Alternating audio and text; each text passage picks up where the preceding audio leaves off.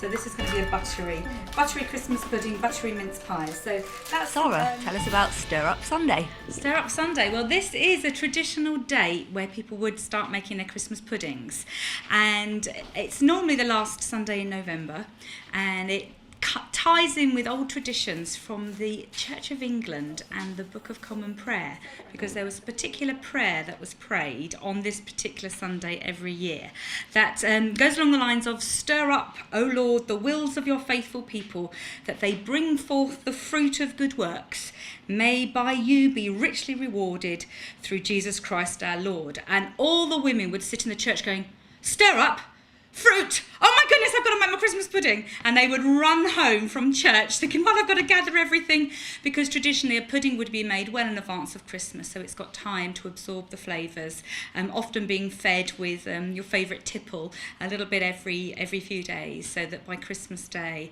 it's definitely made. You haven't got to do any slaving over a hot stove, you just need to warm it up again, but the flavours are just perfect because you've made it in advance. And is that what you find with people coming here, that they have that same frantic, oh my gosh, Christmas pudding, how do I make it? Well, I think what happens with all the courses we run at Hen Corner, we're pursuing and learning skills that are new to ourselves, and as we develop those skills we want to pass them on to others and give other people the opportunity to try something new. Are you an experienced hand at Christmas pudding making? The only experience I've got is opening a packet. So I'm not a good cook. In fact, I very rarely cook, and I just thought this looked a really good course to come on and support Hen Corner. It's definitely my first time at Hen Corner. I came with my friend Steph here, who's a fan and keeps chickens and that kind of thing. So I came along for the enjoyment. We're expert in eating Christmas We're puddings. expert I in can't say eating. that we're expert in making Christmas puddings. Really happy for you to choose any combination of what we have here. So we've got fruit and nuts and peel and cherries, a whole variety of different things. We're looking for 350 grams of any combination that you like, and then we're going to soak it in 300 ml of spirits. Got spiced rum, I've got traditional brandy, and then this one is a bit more unusual. It's kumquat, so you know the tiny citrus fruit. So I thought that if you fancied an orangey flavour, then perhaps.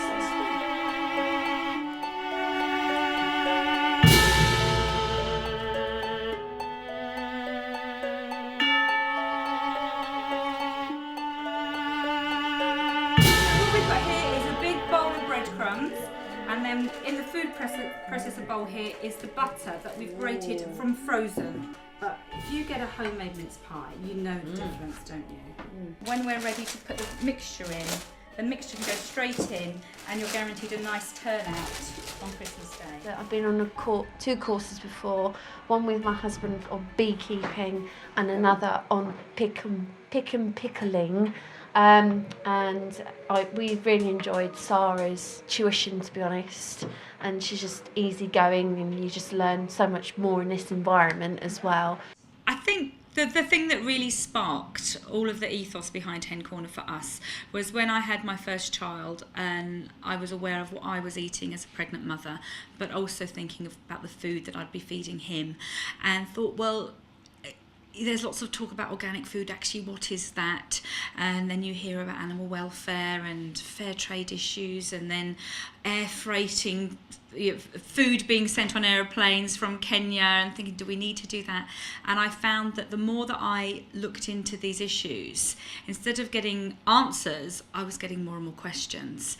So whilst we started to try to source the food that we buy as ethically as possible, we also thought surely the best is when you produce it yourself. And what would you say to people who like the idea of that but think, oh gosh, it's just a bit too much effort or too much time? What would you say to them? Well, I'd say that you can start very, very small, and I think it's really important that it's something that's woven into everyday busy London life. You know, we're not Tom and Barbara that resigned from work and ploughed up the lawn and got the pigs and the goats and that's it, you know, no electricity. My husband runs a design agency in Ealing. I'm working for a local charity. I'm also a school governor. We've got 2 teenage children that need a lot of supervision with the homework. We're a busy London family.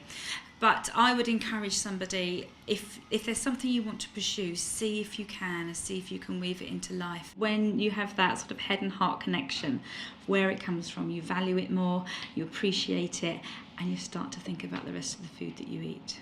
So Karen, how have you found today? Excellent, really good tuition, very easy. That's not to, decry Sarah's tuition, but much easier than I anticipated, and might have even revised my view on whether to eat it or not. Think as a result you'll do more of this kind of thing? I do quite a lot already, but I don't think it will stop me, that's for sure. Lovely, really nice. It'd be nice to do it with a friend as well who doesn't do it quite so much. So.